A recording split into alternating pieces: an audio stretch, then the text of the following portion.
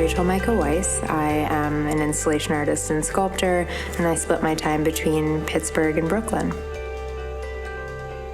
I think I've always wanted to work big. Ever since graduate school, I've really wanted to make work that engulfs viewers or kind of engenders this feeling of vulnerability that you're confronted with when you meet this other being or this other form that's so much bigger than you. And my large-scale installation practice really is about creating these gigantic looms in space or in these deconstructed weavings where I'm separating warp, the vertical threads that go through the loom, and weft, the horizontal threads that interlace with the warp. And I'm sort of bringing those two pieces of the weaving apart in space and kind of deconstructing them. Light passes through them, air passes through them. They're sort of the antithesis of the architecture that surrounds them. And by turning these arches over in space and all of their possible orientations, I kind of pull that architecture out of the building and let people examine it and become aware of it in a way that they otherwise wouldn't be. Recto Verso refers to pages as in a book, the sort of facing page and the backside of that page.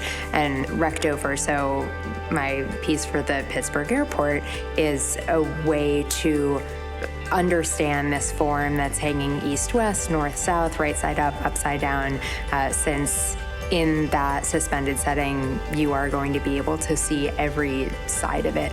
It was a really challenging process to ultimately come up with a concept that I felt would be the right size in the space and feel at home in this space, and then also interact with the architecture in a way that I felt was meaningful. So I spent a lot of time looking at airport elevations and floor plans and diagrams to understand the architecture and to build the piece around that.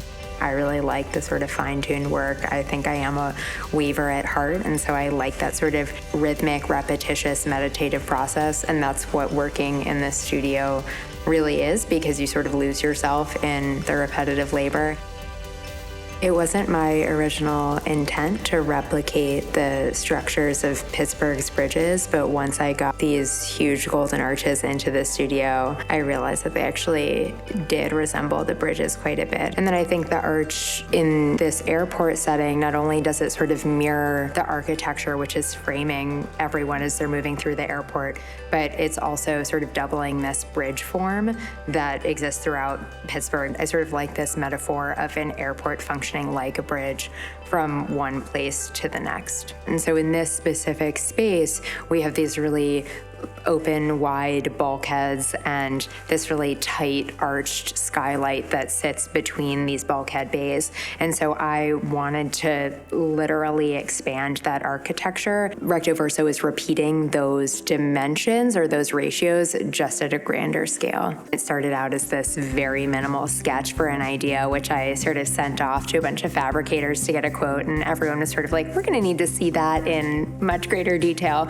So I really had to think about how everything was going to go together, literally the nuts and bolts of the entire thing, how it was going to hang from where, and how that all sort of fit into the architecture. The exciting part about working with a fabricator to this degree is just that in the early days of being an artist, I really had to scrape to even purchase materials, and it's really exciting to be at this place in my career where I can have this vision for what I want this monstrous suspended sculpture to look like, and then I can watch that vision being realized and have those fabricated parts that are, beyond my skill level to produce. So much precision planning goes into a project of this scale, and it's sort of amazing and liberating to see these huge pieces bolted together.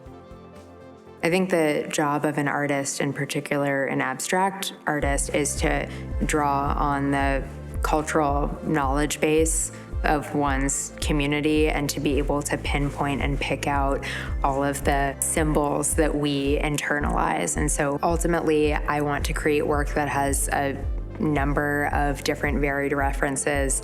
It's referencing architecture, it's referencing a bridge, it's referencing a window. And so by sort of touching all of these potential references, I hope that the work becomes more accessible and opens up more points of entry for viewers. The process of weaving is really about organizing lines and space. And so I think just in taking this process of weaving off the loom, you're seeing this optical illusion, this sort of interaction of all of these parallel lines overlapping. The moire effect is really this sort of paradoxical experience where you're moving past the work, but it appears that this work, which is itself stagnant in space, is actually moving. And so having this moving walkway really ferries viewers through this tunnel at a very particular speed, and it almost makes the sculpture into this interactive element.